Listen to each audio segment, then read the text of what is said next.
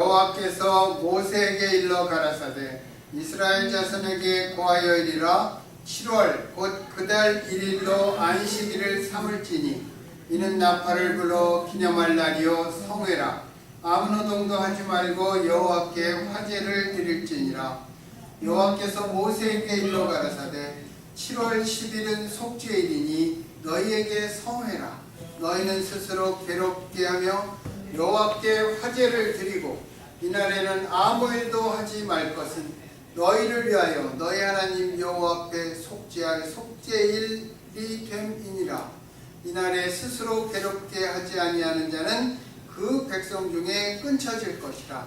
이날에 누구든지 아무 일이나 하는 자는 내가 백성 중에서 멸절시키리니 너희는 아무 일이든지 하지 말라. 이는 너희가 그 거하는 각처에서 대대로 지킬 영원한 규례니라. 이는 너희의 쉴 안식일이라. 너희는 스스로 괴롭게 하고 이달 9일 저녁 곧 그 저녁부터 이튿날 저녁까지 안식을 지킬지니라. 아멘. 이번 주 목요일 19일이 한국의 추석입니다. 음력 8월 15일인 추석의 유래는 고대 시대로부터 달에 대한 신앙에서 시작되었습니다. 동양의 절기를 보면 모두 음력으로 되어 있습니다. 달의 움직임을 바탕으로 하는 것입니다. 계절이나 날씨, 농사와 어업도 음력을 기준으로 하는 게 훨씬 잘 맞습니다. 아득한 고대 사회에서도 부여라는 나라에는 영고가 있었고 고구려에는 동맹, 동해에는 무천이 있었습니다. 그 남쪽에 있는 사만 땅에도 오늘날의 추석을 기념하는 절기가 있었습니다. 음력은 7월부터 가을입니다. 그래서 7월, 8월, 9월을 초추, 중추, 종추라고 부르기도 하였답니다. 추석은 고대 사회의 풍년을 기원하는 풍농제에서 기원하였는데 이름이 추석 외에도 한가위 또는 중추절, 중추절이란 말은 가을의 한가운데라는 뜻입니다. 이 외에도 가배, 가위날, 가위라고도 불렸다고 합니다.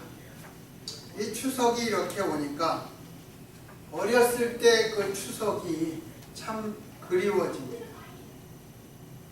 그런데 이번 추석날은 유대 절기로는 초막절입니다. 초막절을 숫꽃이라고 합니다. 그래서 오늘은 유대의 가을의 절기 원, 나팔절과 속죄일이라고 주보에 써 있는데 유대의 가을의 절기에 대해서 오늘과 다음 주는 초막절, 그것에 대해서 우리가 생각을 해보겠습니다. 이번 추석이 우연의 일치로 유대의 초막절과 겹칩니다. 초막절은 유대의 특별히 종교력으로는 7월 15일입니다. 유대 종교력은 우리의 음력보다 한 달가량 늦습니다.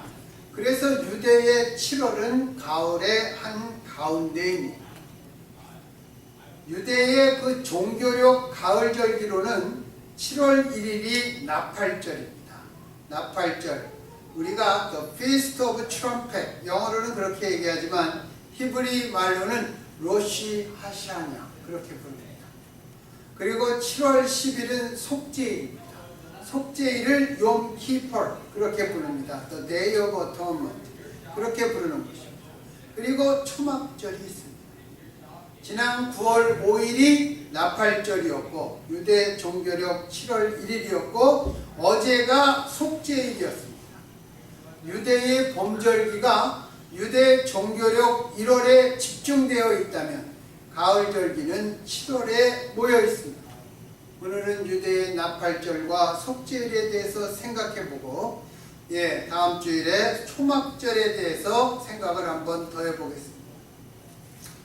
우리가 먼저 제가 말씀드릴 게 우리나라가 예를 들어서 양력과 음력을 이렇게 쓰고 있다면 유대는 종교력과 민간력을 이렇게 두 개를 쓰고 있습니다.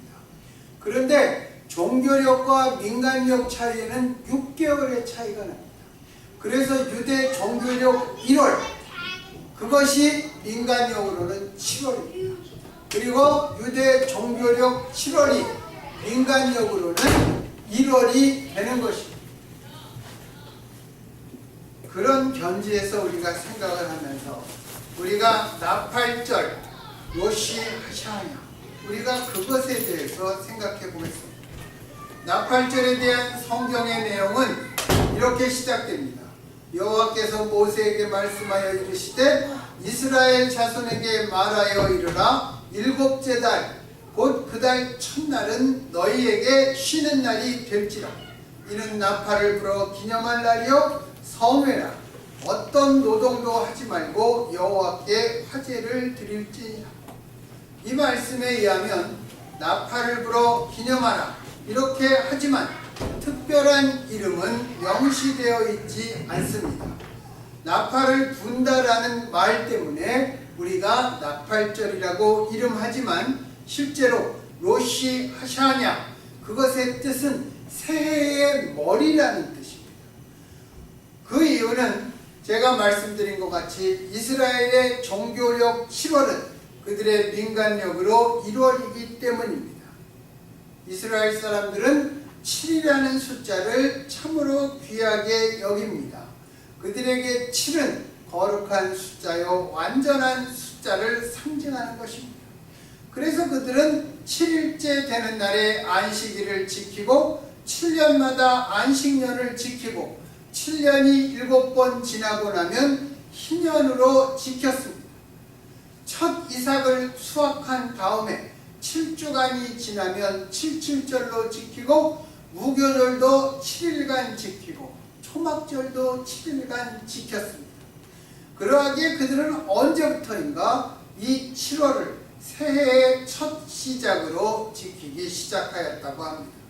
그래서 이스라엘은 나팔절을 이중으로 기념하는데 하나는 종교력에 의하여 나팔절로 기념하고 다른 하나는 민간력에 의하여 새해의 첫날로 기념하고 있습니다. 이 나팔절에 유대인들은 서로 샤나 토바, 샤나 토바라는 말은 쉽게 말하면 영어로 해피 뉴 이어 그런 말입니다. 그렇게 서로 인사를 나눈다고 합니다. 그러면 나팔을 분다는 말의 의미가 무엇인지 우리가 먼저 살펴보아야 할 것입니다. 이스라엘이 이집트에서 나와서 출애굽을 할 때 하나님께서 모세에게 은나팔 2개를 만들어서 신호용으로 사용하라고 명령하셨습니다. 나팔을 그냥 한 번 불 때가 있고 또 2번 불 때가 있고 또 나팔을 울려서 불 때가 있고 여러 가지 역할이 있습니다. 나팔은 그래서 신호용으로 아주 중요한 것이었습니다.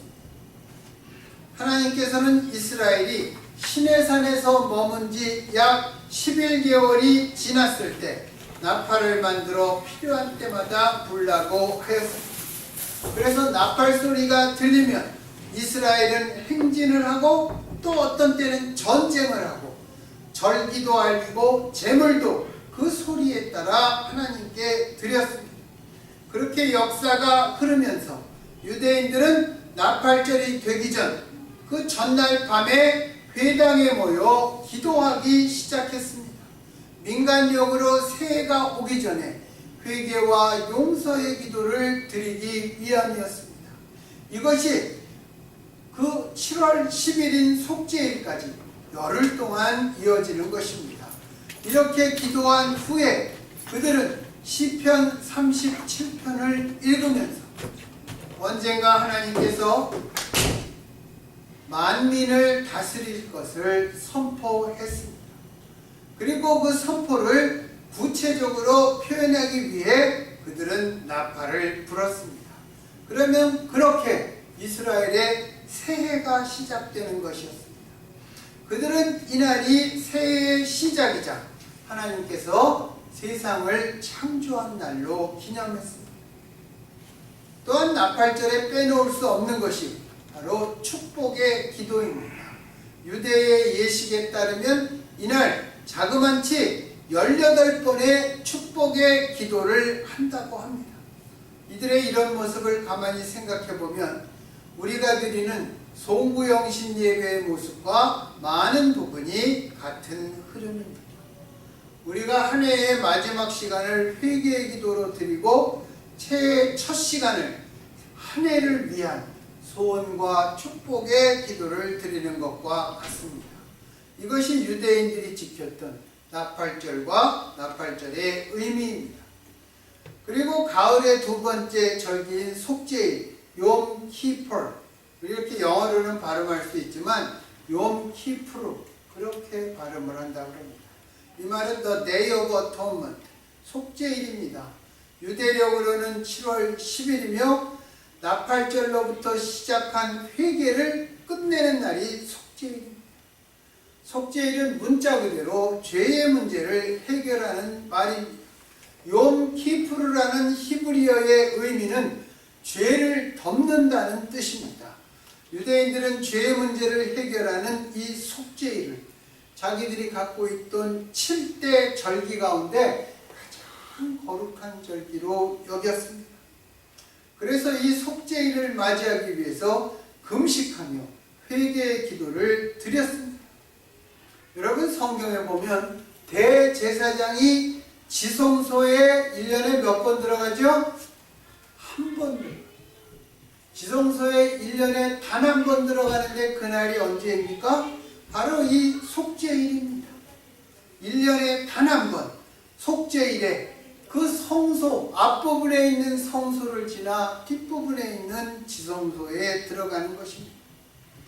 대제사장은 이날 자신을 대신해서 수송아지를 죽이고 한 손에는 향로를 들고 다른 한 손에는 피그릇을 들고 지성소로 들어갑니다. 향로를 들고 들어가는 이유는 향연을 피워 하나님을 직접 보지 않으려고 했습니다. 왜? 하나님을 직접 보는 자마자 죽음을 당했기 때문에 자기의 목숨을 보존하기 위해서 일종의 연막탄 같은 거겠죠. 그 향연을 피우면서 들어갔습니다. 또 피그릇을 들고 들어가서는 그 피를 손가락에 묻혀 하나님께서 좌점하시는 속죄소 위에 7번 뿌렸습니다. 보통 제사를 드릴 때 이렇게 피를 해서 이 귓뿌리에 발고 엄지손가락과 엄지발가락에 그 피를 바르고 이 사람들은 제사를 드렸습니다. 이 속죄소는 원래 덮개를 의미하는 말입니다. 그러니까 하나님의 언약궤의 뚜껑, 그 위가 바로 속죄소입니다. 이 언약궤에 모세가 무엇을 넣었습니까? 십계명 돌판과 아론의 쌍난 지팡이 그리고 만나를 담은 그릇, 그 세 가지를 넣었습니다.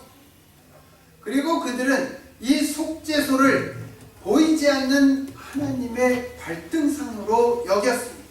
그리고 그 위에 두 그룹이 서로 날개를 맞대고 이렇게 있었습니다. 영어로는 체루빔.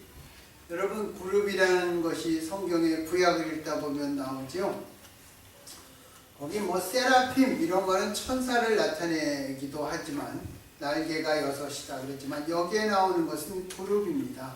체루빔이라는 그룹인데 유대 사람들은 이 그룹 체루빔이 하나님을 가장 가까이에서 모시고 있는 천사로 그들은 생각했습니다. 그리고 이 그룹이 하나님 앞에 파수꾼 역할을 한다고 믿었습니다. 그러니까 두 개의 그룹이 서로 이렇게 날개를 피고 날개를 맞대고 하나님의 언약궤 위를 지키고 있는 형상을 하고 있었습니다.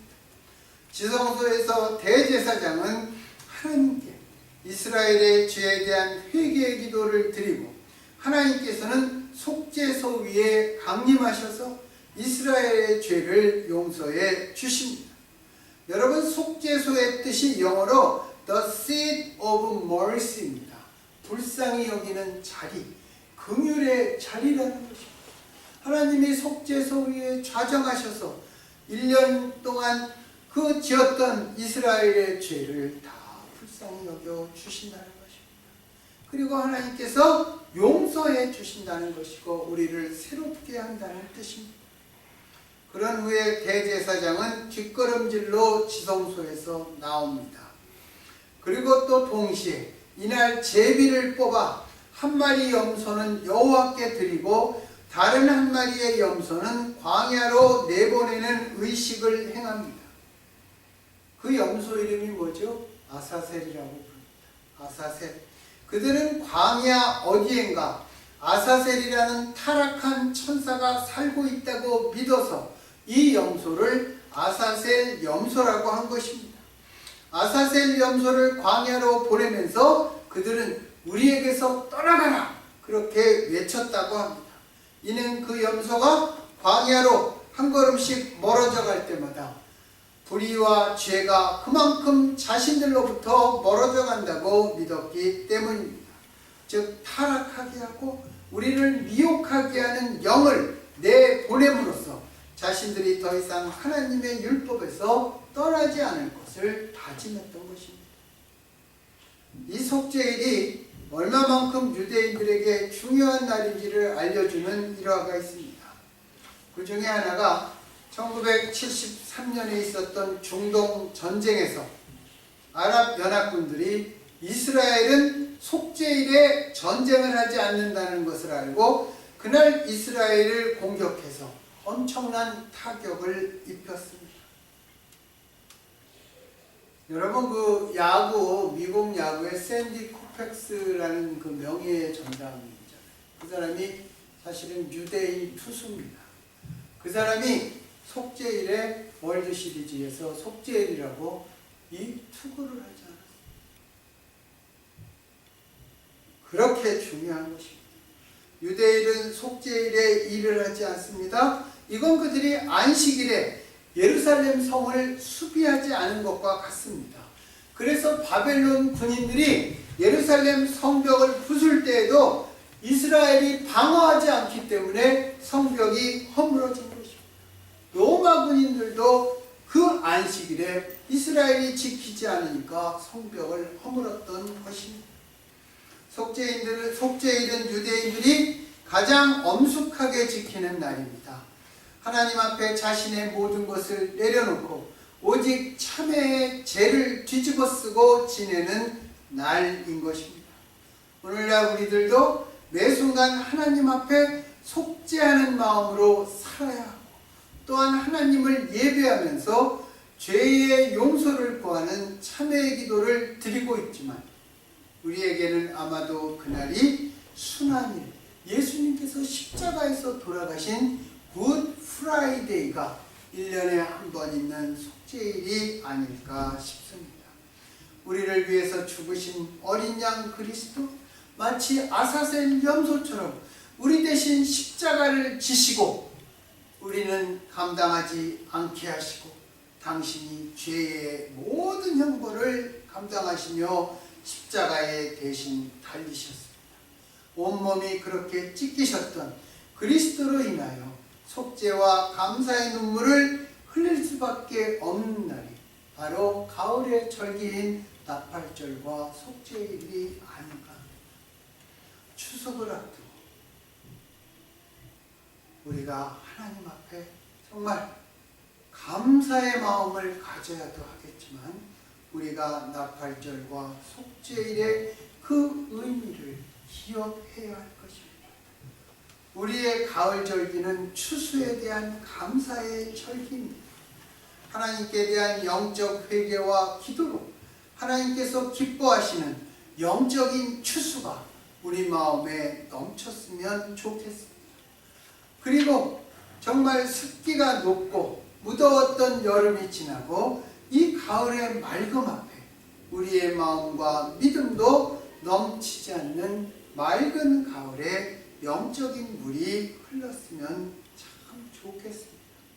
맑은 가을 하늘처럼 하나님 앞에 맑은 마음을 가지고 하나님께서 만드신 맑은 하늘을 바라보며 우리가 맑게 씻기는 참으로 그래서 우리가 새롭게 되는 그러한 맑은 그리스도인들이 되기를 우리 주 예수 그리스도의 이름으로